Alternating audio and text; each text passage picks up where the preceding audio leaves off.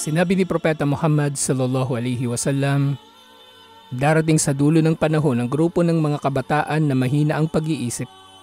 Nagsasalita na tulad ng pinakamainam na nilikha.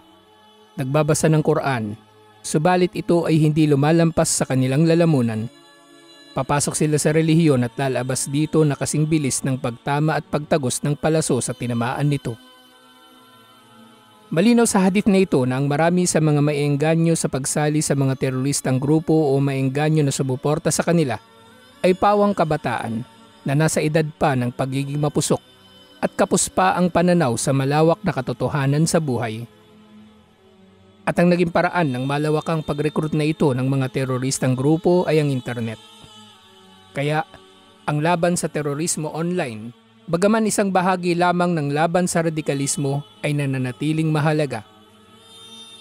Ayon kay Rob Sugar, Executive Director ng Indonesian Muslim Crisis Center, ang pinakamahalagang frontline sa digmaan laban sa terorismo ay ang internet.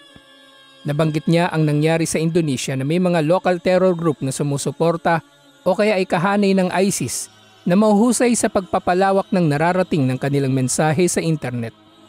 Ito ay may napakalaking pakinabang sa kanila dahil 100 milyon na mga Indonesian ang gumagamit ng internet.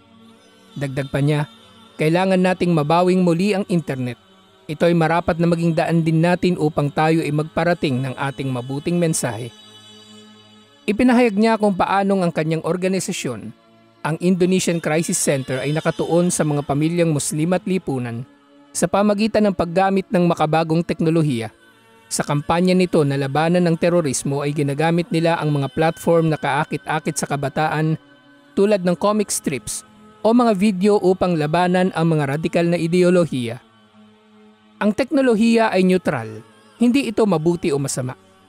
Ito ay nakasalalay kung saan ito ginagamit. Ito ang internet na sa pamagitan nito ay napadali ang ating mga negosyo, araw-araw na pamumuhay at paraan ng ating pakikipag-ugnayan sa isa't isa.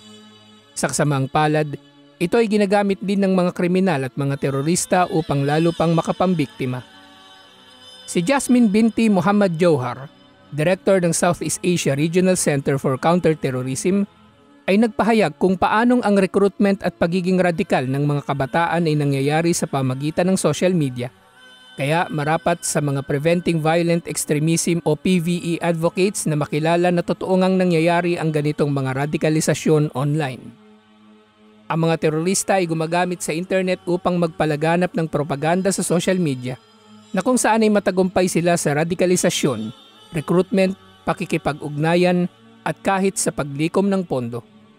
Isa sa mga paraan na nagagawa nila ito ay sa pamagitan ng data mining na sa pamagitan ng comment section ay nakikilala nila ang maaari nilang ma-recruit para sa kanilang mga teroristang grupo. Upang malabanan ang radikalisasyon online, ayon kay Jasmine Johar, ay marapat na ang mga PVE efforts ay lumikha ng mga counter-narratives na akma sa panlasa at pagpapahalaga ng mga tao sa kanilang lugar.